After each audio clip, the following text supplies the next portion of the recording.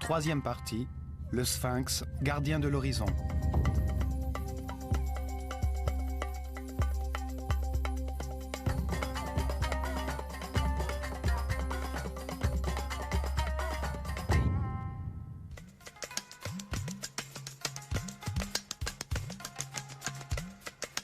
Nous allons poursuivre notre histoire de l'école de mystère de l'œil d'Horus, une caste sacerdotale fermée qui a incarné le véritable pouvoir en Égypte.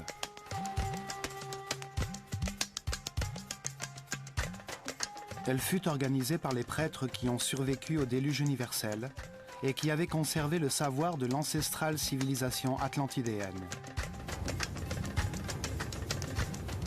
Des êtres très évolués qui ont vu dans ce cataclysme une chance de bâtir une nouvelle civilisation vouée à l'élévation spirituelle.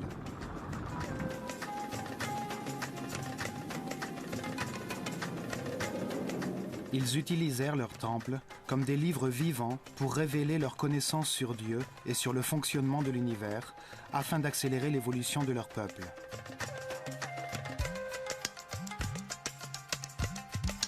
Ils concentrèrent dans ces temples tout leur savoir et toute leur richesse et en firent les vecteurs du développement de la civilisation égyptienne. Ils enseignèrent que l'Esprit éternel se réincarne plusieurs fois en homme sur la terre pour suivre un processus d'amélioration conçu par Dieu.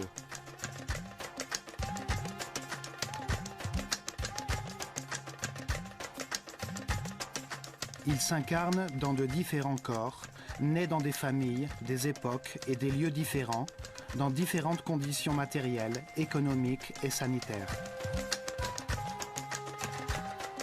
Il se réincarne plusieurs fois sur la Terre, pendant que le système solaire tourne autour du centre de la galaxie, ce qui dure 25 920 ans. Un tour qu'ils ont appelé année cosmique. Pendant ce cycle, la conscience de l'homme est sous l'influence de l'énergie des différentes constellations qui déterminent les processus nécessaires pour son évolution, comme le Soleil détermine les changements de saison.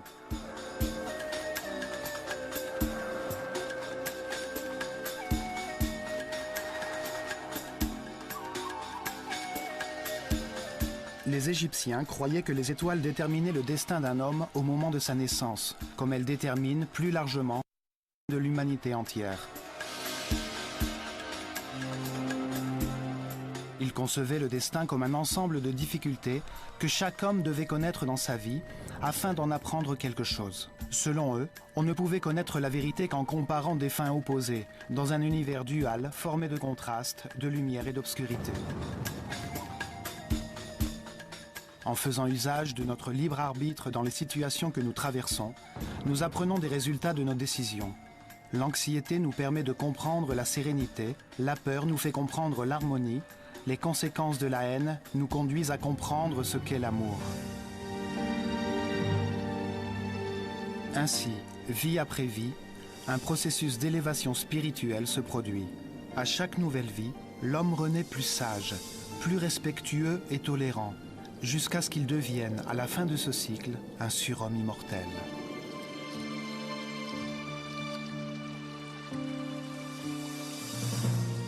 À ce moment d'illumination, il est capable de se souvenir de toutes les vies qu'il a vécues, de toutes les fautes qu'il a faites, en comprenant que, grâce à elles, il peut maintenant connaître la raison de son existence.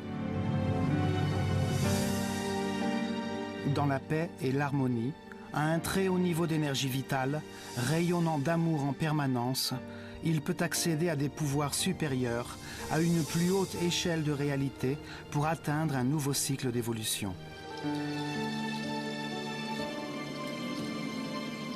Le processus d'évolution l'a tiré de son animalité originelle, en le transformant en un grand savant, en un être immortel et respectable qui ne connaît plus aucune limite.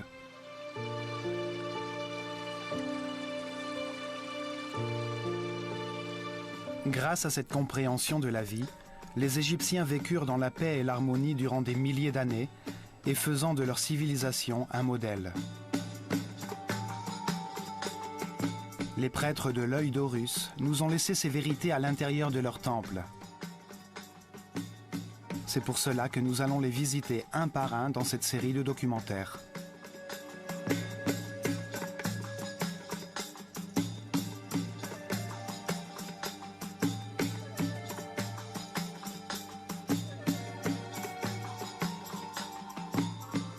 Aujourd'hui, dans notre recherche de la vérité, nous irons au plateau Gizeh, comprendre le message du Sphinx. Un message qui nous parvient à travers le temps. Car ce monolithe de pierre est une marque indélébile laissée à notre attention.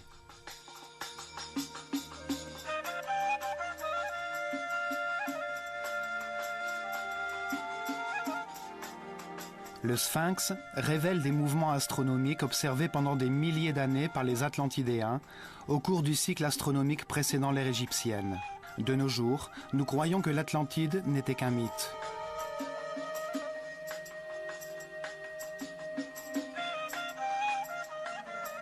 Nous devons nous souvenir que l'histoire de la disparition de l'Atlantide, décrite par Platon, date de l'Égypte ancienne. Ce sont les prêtres du temple de Neth qui ont montré à Solon les ruines ancestrales de l'Atlantide, un mot égyptien dont le sens était rattaché à l'eau.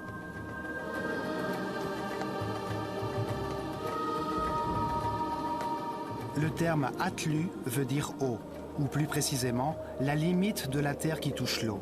Anti évoque la division d'un terrain. Le mot composé Atlanta se réfère donc à terrain séparé par de l'eau.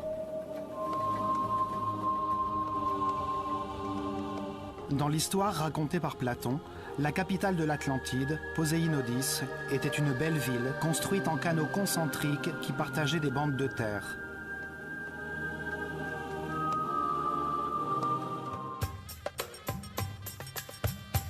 Pour dévoiler les secrets du Sphinx, c'est sa forme symbolique, sa taille gigantesque de pierre monolithique, sa situation géographique et la direction de son regard. Nous reconstituerons les mouvements des étoiles après le déluge universel et nous verrons ce que veulent dire les signes d'érosion provoqués par les pluies sur son corps.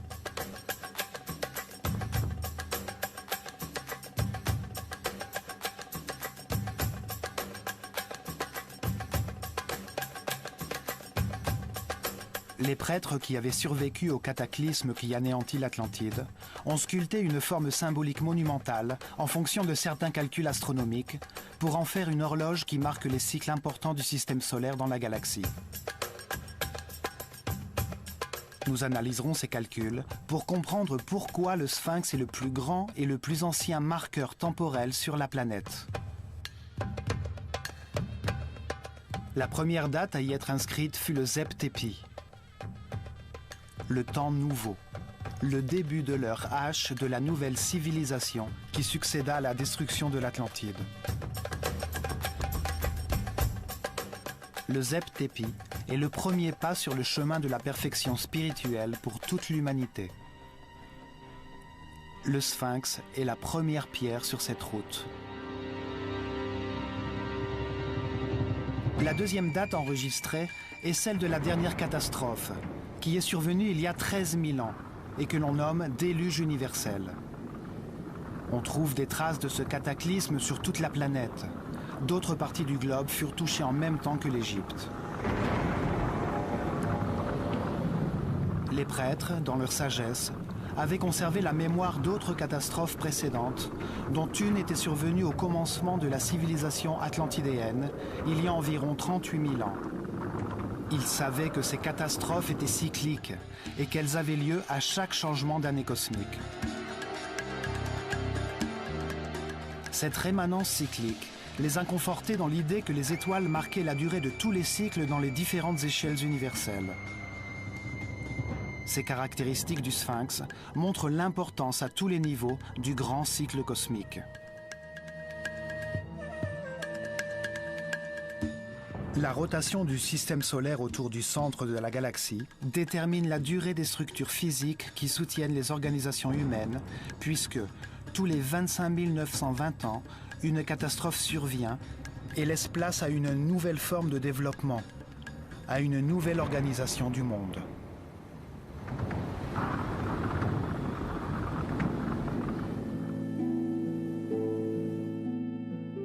Les structures qui organisent la vie et le développement de l'homme sont périodiquement détruites. À la fin de chaque cycle cosmique, de grands changements surviennent dans le Soleil et provoquent d'importants désordres météorologiques qui détruisent tout ce qui a été construit sur la Terre. Les prêtres de l'œil d'Horus nous ont appris que cela faisait partie d'un processus conçu par Dieu pour permettre le développement de nouvelles civilisations sur la Terre, pour permettre l'expression de nouvelles manières de voir l'univers. C'est comme si l'humanité, ne formant qu'un seul corps, mourait tous les 25 920 ans pour renaître sous une forme plus parfaite. Le même processus que celui par lequel passe l'homme, mais à une échelle collective, avec un esprit plus grand.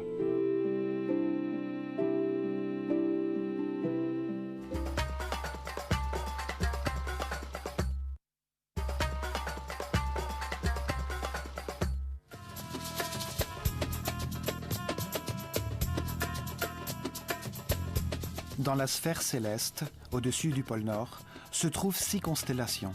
Elles sont appelées constellations polaires.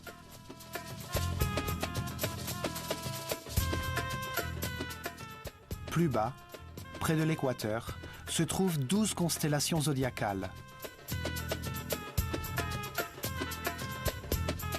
En sachant dans laquelle des 6 constellations polaires et dans laquelle des 12 constellations zodiacales se trouvait la Terre à un moment donné, nous pouvons déterminer exactement quelle date il était à cet instant.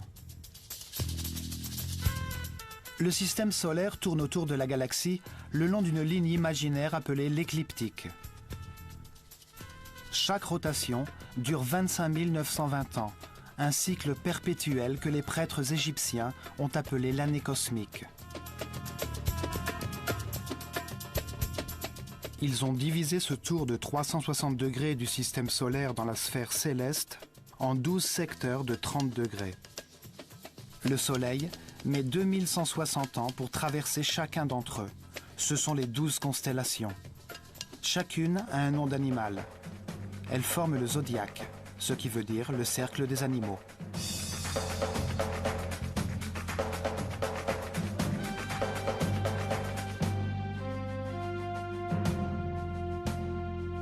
Tout au long de cette rotation, la planète reçoit les différentes énergies des 12 constellations ou signes du zodiaque. Ce sont eux qui déterminent le destin de l'homme à chacune de ses réincarnations, les circonstances difficiles par lesquelles il doit passer pour effectuer son apprentissage.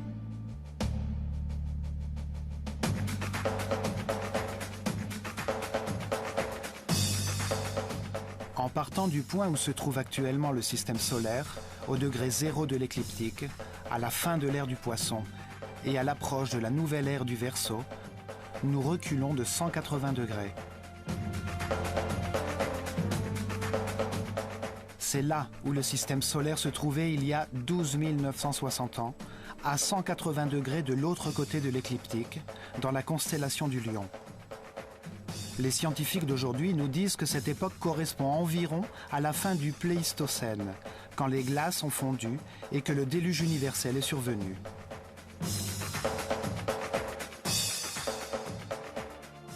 Le sphinx est la réunion des deux symboles qui représentent le zodiaque et les constellations polaires dans le ciel, le lion et l'homme, ce qui nous indique une date précise dans le temps.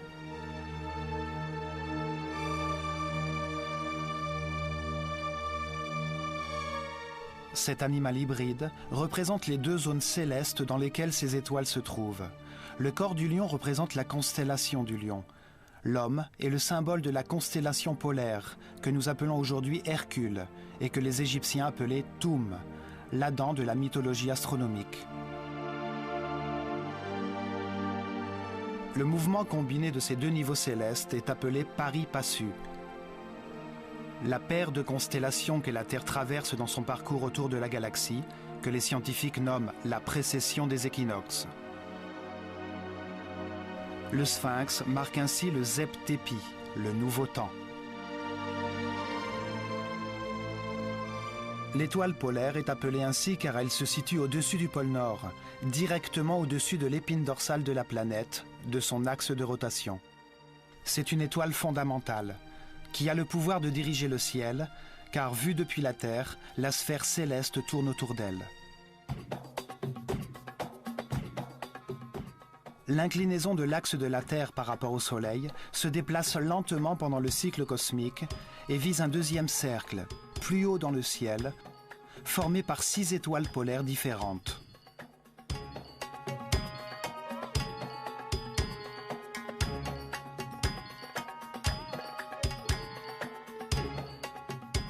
Les Égyptiens ayant hérité de cette connaissance des étoiles, ils savaient qu'en divisant ce deuxième cercle en segments de 60 degrés, ils constateraient que l'axe de la Terre pointe en direction d'une étoile polaire différente tous les 4320 ans.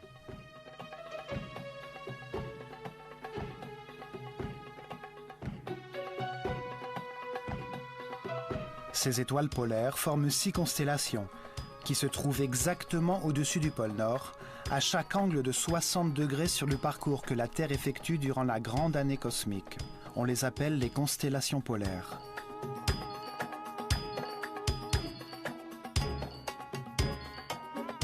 Dans la constellation de la Petite Ourse se trouve l'étoile Polaris, qui est notre étoile polaire actuelle. C'est l'étoile qui guide les marins en mer.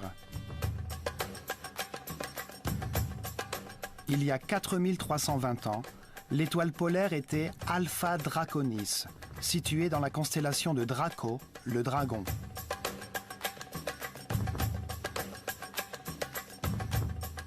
Il y a 8640 ans, le pouvoir céleste résidait dans l'étoile polaire de la constellation d'Hercule ou de l'Homme.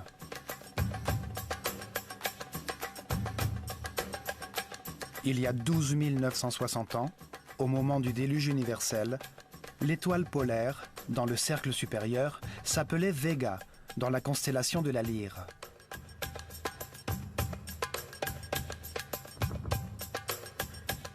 Encore 60 degrés en arrière, il y a 17 280 ans,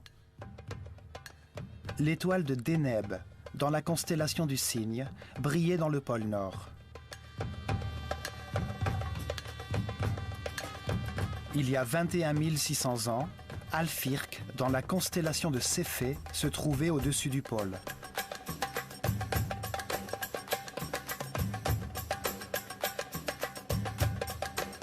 Et il y a exactement 25 920 ans, ce qui correspond à un tour complet de l'année cosmique, l'étoile Polaris, dans la Petite Ourse, brillait au-dessus du pôle, comme maintenant. Ces deux groupes de constellations, les 6 du cercle polaire supérieur et les 12 du cercle zodiacal inférieur, influencent l'homme en permanence. Ces deux cercles tournent autour d'un axe polaire virtuel au centre de la galaxie, l'axe de la couronne.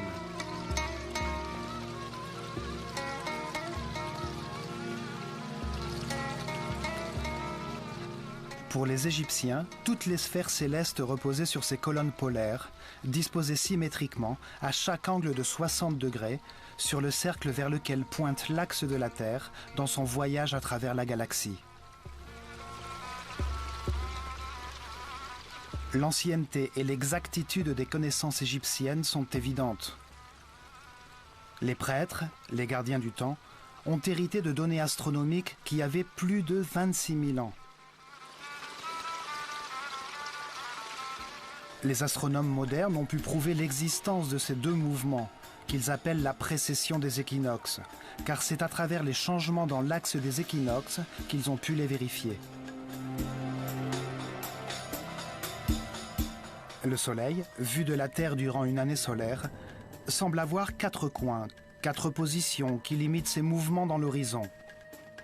Elles correspondent aux solstices d'été et d'hiver et aux équinoxes d'automne et de printemps. Le solstice d'été, le 21 juin, est le jour le plus long et par conséquent la nuit la plus courte de l'année. Le solstice d'hiver, le 22 décembre, est le jour le plus court et la nuit la plus longue de l'année. Les équinoxes d'automne et de printemps sont 4 jours pendant lesquels le jour et la nuit ont la même durée.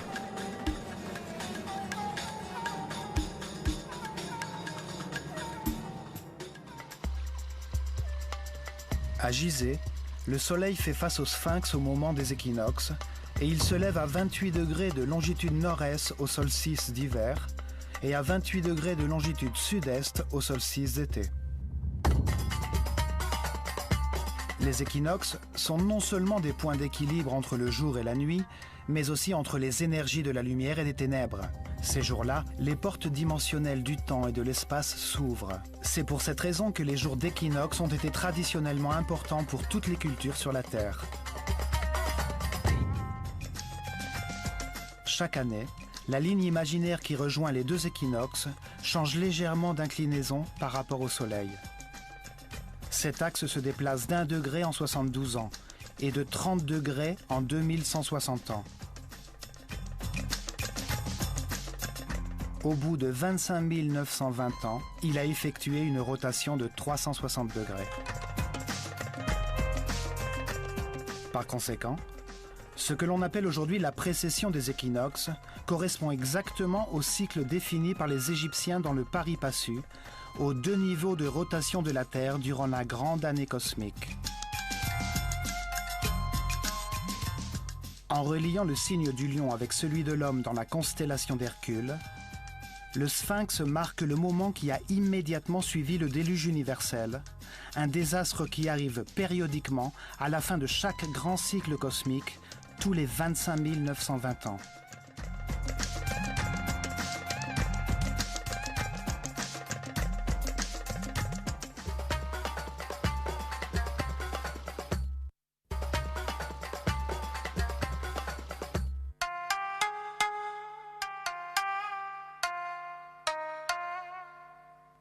Le Sphinx est la plus grande sculpture sur Terre. Son énorme corps a été taillé dans une seule roche, afin de perdurer à travers les siècles. Ce monolithe géant, d'un seul tenant, fut érigé sur le plateau de Gizeh. Il mesure 80 mètres de long, 13 mètres de large et 20 mètres de hauteur. Il est aussi grand qu'un pâté de maison. Pour former son corps, les Égyptiens ont sculpté d'énormes blocs de pierre qui ont ensuite été utilisés pour construire 2 énormes temples en face de lui.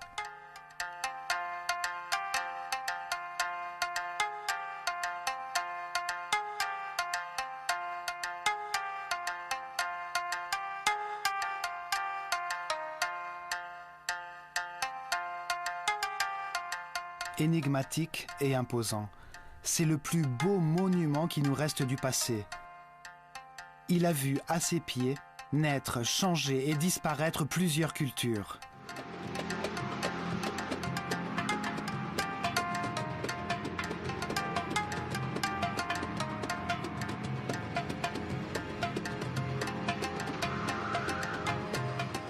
Sa localisation géographique sur le plateau Gizeh, aussi appelé Rosto dans l'ancestral Livre des Morts, est très particulière.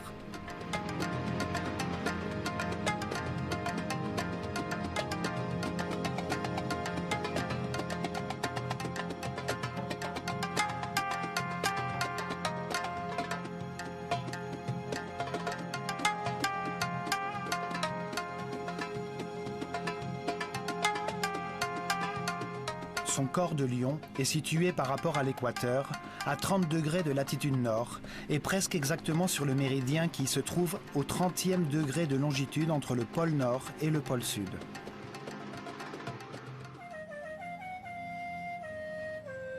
« 30 degrés de latitude, 30 degrés de longitude, sur l'un des points diamagnétiques de la planète. De nos jours, nous savons que le réseau électromagnétique de la planète se structure tout autour de la Terre, entre les 30e parallèles de latitude nord et sud, et à des distances harmonieuses, égales et régulières.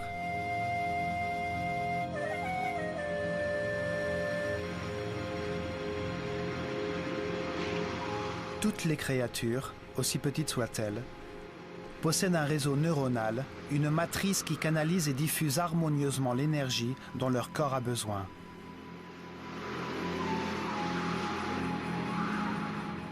La Terre est enveloppée par ce réseau géométriquement parfait de lignes équidistantes, composées de polyèdres, le long desquels circule l'énergie qui lui permet de vivre. On les appelle les lignes Li et les lignes Harman. Elles forment une matrice de points névralgiques qui produisent naturellement des tourbillons énergétiques. Ces tourbillons ont été secrètement utilisés par les gouvernements et les individus qui en ont la connaissance pour générer des forces antigravitationnelles permettant la lévitation. Ces tourbillons électromagnétiques sont harmonieusement répartis sur la surface du globe et provoquent des désordres magnétiques et énergétiques avérés. Le triangle des Bermudes, du dragon et du démon, où des disparitions mystérieuses ont eu lieu, sont des points diamagnétiques reconnus. D'autres cultures que les Égyptiens ont judicieusement bâti des pyramides sur des points diamagnétiques.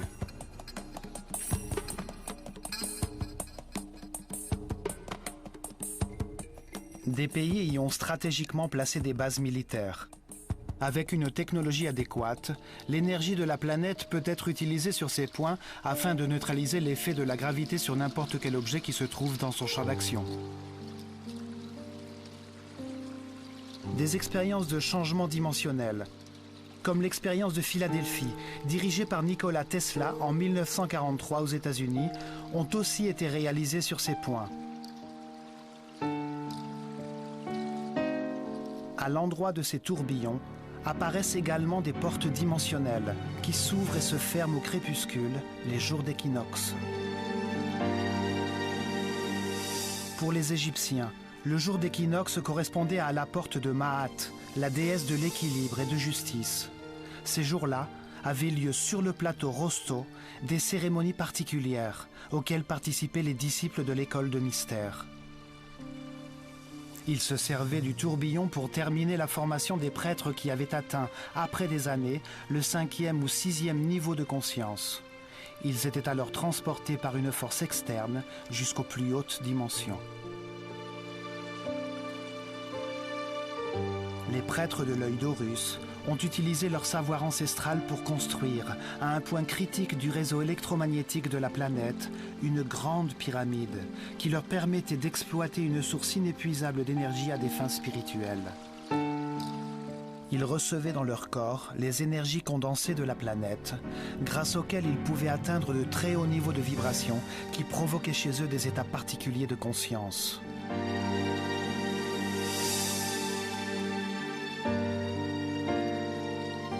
La grande pyramide était appelée l'Arche de Ra-Armakou et elle a été construite sur un tourbillon électromagnétique qu'ils pouvaient ainsi utiliser les jours d'équinoxe quand les domaines de la lumière et de l'obscurité étaient équilibrés par Maat.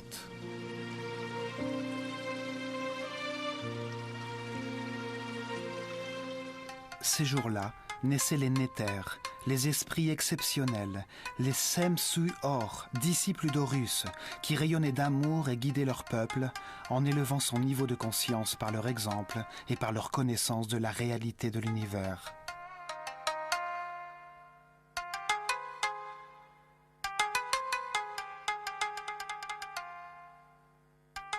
Dans le livre des morts, dans la 5e section appelée Rosto, apparaît une forme pyramidale gardée par 2 sphinx en forme de lion qui font face au soleil à chaque équinoxe et qui protègent l'entrée au royaume de Sokar.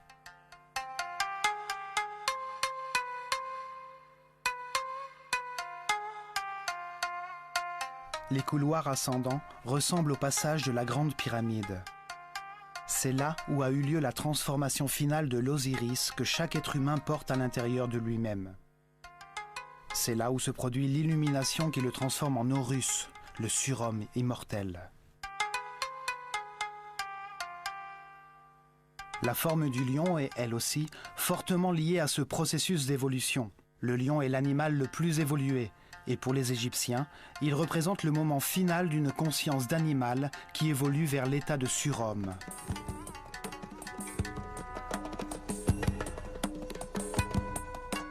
Ces éléments, parmi de nombreuses preuves, font de l'emplacement du sphinx un lieu particulier et disqualifient l'idée selon laquelle le sphinx ne serait qu'un simple monument et la grande pyramide un tombeau.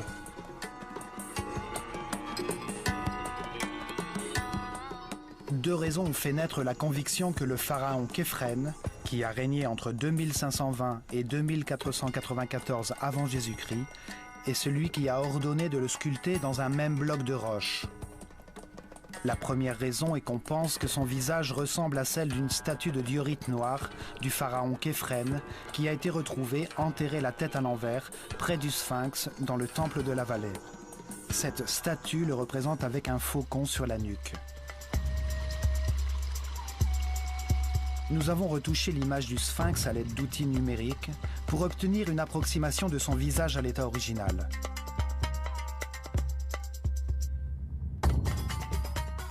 Nous avons constaté que ses traits sont totalement différents de ceux de Képhren.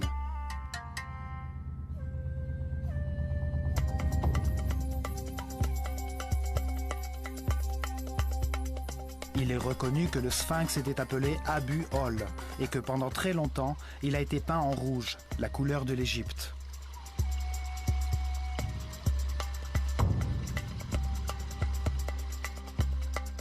Avec le temps, ont disparu le pectoral fait de pierres semi-précieuses, la barbichette, les couleurs de son élégant némès, ainsi que toutes les plaques de granit blanc poli de la pyramide de Képhren. La seconde raison est qu'une stèle, sculptée dans la pierre, avec la syllabe Kef, écrit sur la 13e ligne, a été retrouvée entre les bras du Sphinx. Selon les égyptologues traditionnels, ceci permet d'attribuer sa construction à Képhren.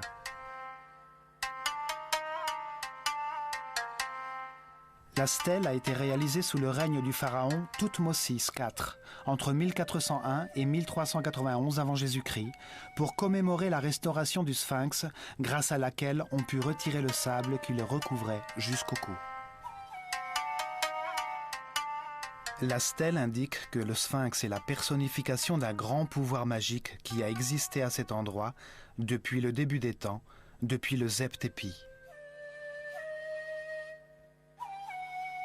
Son texte dit que, quand il était très jeune, Thoutmôsis IV a vu le Sphinx en rêve et que celui-ci lui a promis qu'il deviendrait pharaon s'il le faisait désensabler.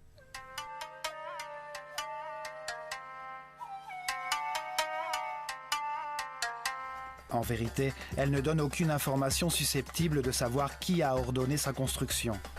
Il n'y est fait aucune mention de Képhren comme bâtisseur du Sphinx. Il fut sûrement l'un des restaurateurs qui, comme Thoutmôsis IV, ont enlevé le sable qu'il avait recouvert au cours du temps. Une autre pierre sculptée, appelée la stèle de l'inventaire, retrouvée dans Gizeh par Auguste Mariette, indique que le pharaon Khéops, le prédécesseur de Képhren, a ordonné la construction d'un temple à côté du Sphinx, ce qui prouve que le Sphinx existait déjà et que son successeur ne pourrait donc pas l'avoir construit. Pourtant, cette stèle n'a pas été reconnue par les égyptologues orthodoxes, qui considèrent qu'elle n'est pas d'époque, car le style dans lequel elle est écrite ne correspond pas à celui en usage sous le règne de Khéops.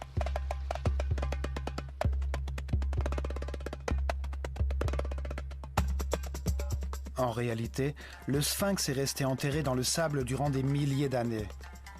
Plusieurs souverains bienveillants ont ordonné de le nettoyer. Il était alors désensablé pendant quelque temps, mais on le négligeait de nouveau.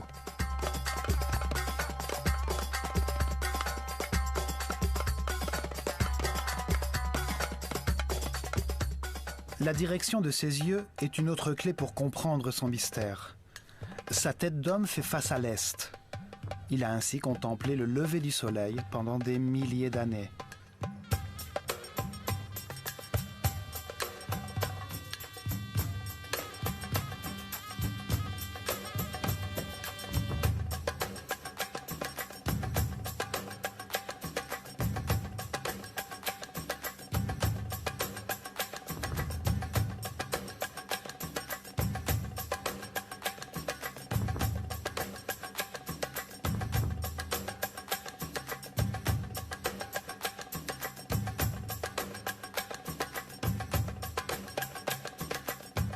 Ses yeux montrent intentionnellement et avec précision un point de l'horizon, là où le soleil se lève les jours d'équinoxe, le vrai est, le point de passage dimensionnel. La variation de l'angle de la ligne imaginaire qui en passant par le Soleil réunit l'équinoxe de printemps et l'équinoxe d'automne, est aujourd'hui utilisé pour mesurer la variation d'angle ou précession des équinoxes tout au long de la grande année cosmique. Son angle varie d'1 degré en 72 ans, de 30 degrés en 2160 ans et de 360 degrés en 25 920 ans. Elle marque l'année cosmique, le cycle qui détermine les réincarnations de l'homme et la survenue de cataclysmes périodiques.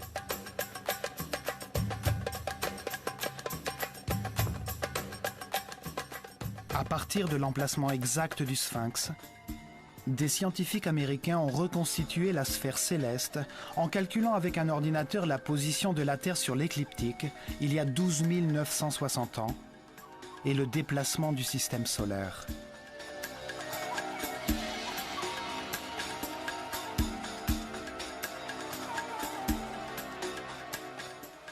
Ils ont confirmé qu'à cette époque, au point exact vers lequel regarde le Sphinx, le vrai est de l'horizon, à une latitude de 30 degrés, se levaient chaque nuit les étoiles de la constellation du Lion. Le Sphinx regardait, à l'horizon, les étoiles du signe zodiacal du Lion, la constellation que le système solaire traversait en ces temps-là. Ces travaux confirment donc le message que le Sphinx veut nous transmettre sur le temps, sur sa forme symbolique et sur son emplacement précis. Au même moment, à 90 degrés au sud, se trouvait la constellation d'Orion, à 9 degrés sur la ligne du méridien nord-sud.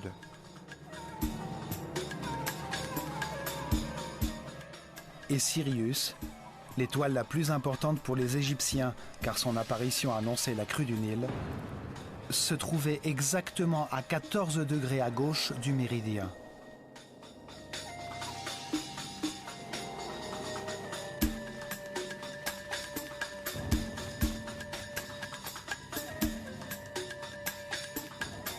La date que le Sphinx nous indique, le début de la nouvelle civilisation, le Zep-Tepi, est confirmée par la relation entre sa forme symbolique et la constellation zodiacale du Lion, d'une part, et de la constellation polaire d'Hercule, d'autre part.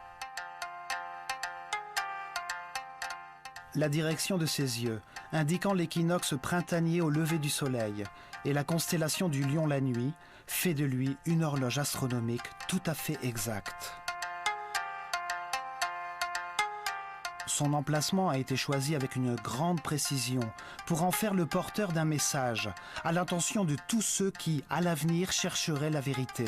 Il nous dit que le cycle le plus important pour l'homme est l'année cosmique et nous montre un emplacement du réseau électromagnétique de la planète.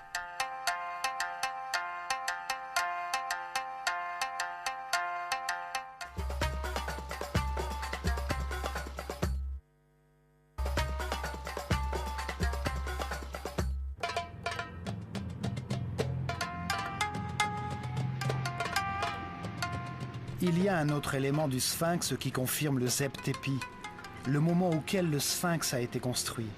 C'est une preuve d'origine géologique et climatique. En 1960, le mathématicien français René Schwaller, de Lubitsch, a déclaré que le corps de lion du Sphinx montrait des signes d'érosion provoqués par la pluie.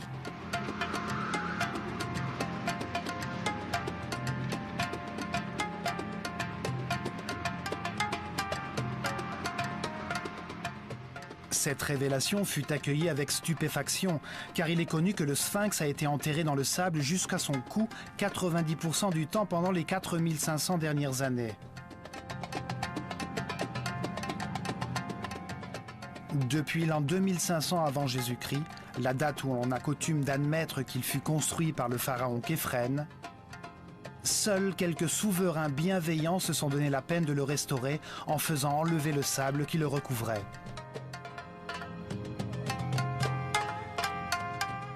L'un des derniers désensablements fut ordonné par Napoléon, quand il était en Égypte.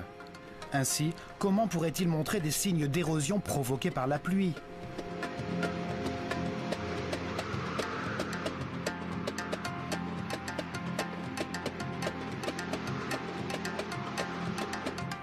En outre, Il a été prouvé que le climat en Égypte a été le même pendant ces 4500 ans, aride, sec, avec des pluies rares.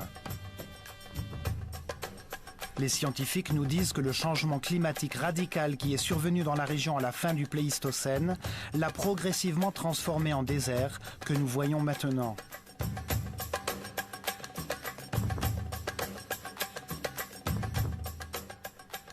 Cela signifie que la pluie qui a érodé le corps du Sphinx pourrait être tombée seulement entre les années 10 960 et 5000 avant Jésus-Christ, quand le plateau gisé s'est transformé en désert de sable et que le Sphinx a été enterré jusqu'au cou, protégé du temps.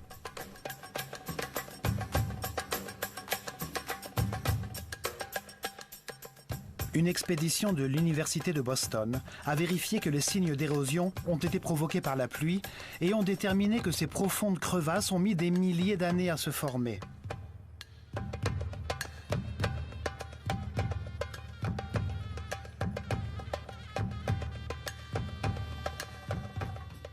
Ceci confirme l'antériorité du Sphinx et relance le débat sur la date de commencement de cette civilisation, point sur lequel les égyptologues orthodoxes ne sont pas venus à s'accorder. Il nous reste très peu de traces des monarques égyptiens, et celles qui restent ne sont pas toujours reconnues. Le papyrus de Turin et la galerie des cartouches, dans le temple d'Osiris, à Abydos, énumèrent les noms des pharaons dont l'existence est avérée.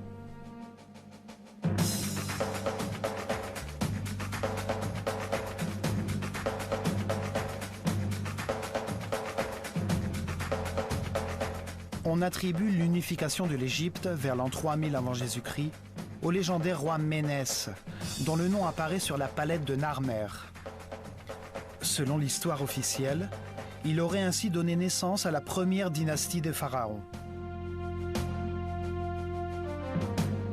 Mais ces inventaires, comme celui dressé par le prêtre Manetho en l'an 300 avant Jésus-Christ, dans son histoire de la civilisation égyptienne, remontent en réalité plus loin dans le temps, faisant référence à des souverains antérieurs qui ne sont pas aujourd'hui reconnus car ils sont considérés comme des mythes irréels. Ce sont les Shemsu-Hor, les disciples d'Horus, des ancêtres divins, des êtres éclairés qui ont gouverné l'Égypte pendant 13 900 ans. Puis vient le tour des Akus, ou hommes sages, d'autres monarques exceptionnels qui, d'après ces documents, ont dirigé l'Égypte pendant 11 000 ans, avant l'avènement des pharaons qui régnèrent durant 30 dynasties.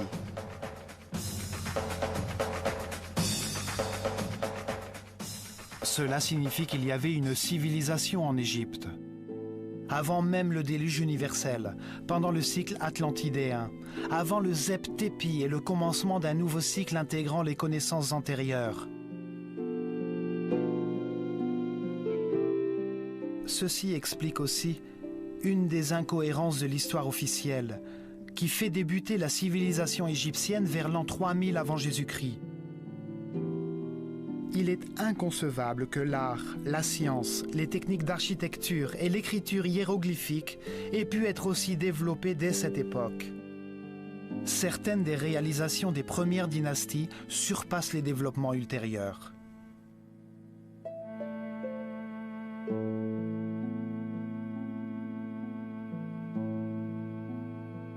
Il est dur de comprendre comment le site de Saqqara, avec ses briques travaillées, ses décorations en céramique très raffinées, ses détails architecturaux harmonieux, ses colonnes et ses pyramides capables de résister durant des milliers d'années, a pu surgir soudainement du néant.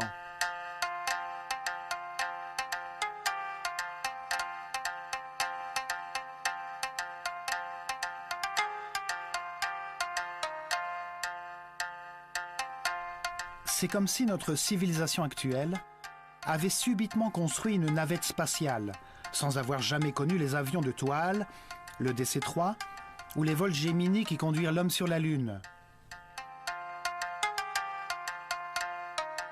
Il est clair que la civilisation égyptienne a hérité du savoir accumulé durant le cycle précédent et qu'elle a été guidée dès son commencement par une caste sacerdotale d'êtres très évolués spirituellement, comme l'attestent les découvertes archéologiques retraçant la liste des souverains égyptiens.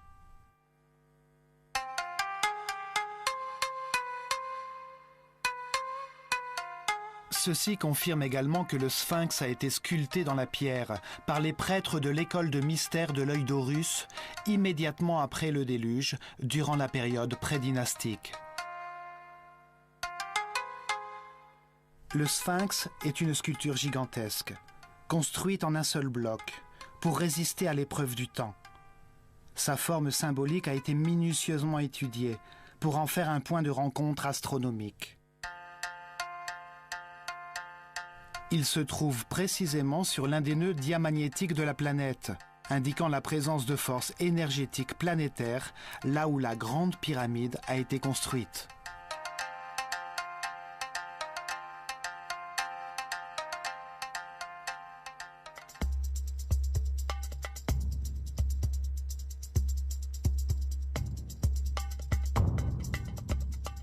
La direction de son regard, vers un point précis de l'horizon, où le soleil se lève les jours d'équinoxe, montre l'importance de la porte de Maat, l'entrée du royaume de Sokar, au moment d'équilibre entre le jour et la nuit. Dans cet univers de contraste, c'est seulement grâce à cet équilibre entre la lumière et l'obscurité, entre deux extrêmes, que l'unité peut être réalisée.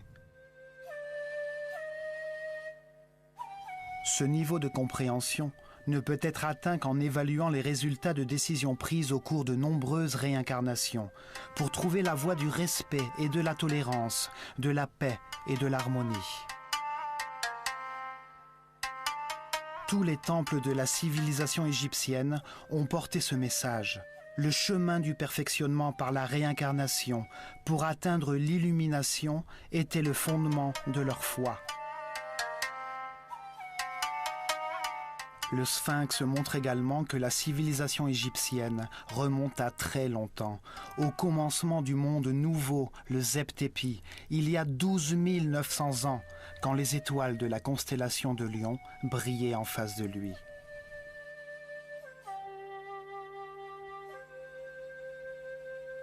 Le sphinx rappelle l'existence de l'année cosmique, le cycle le plus important pour l'humanité. Il confirme que la civilisation atlantidéenne a vraiment existé. Il incarne la certitude qu'il existe une sagesse supérieure.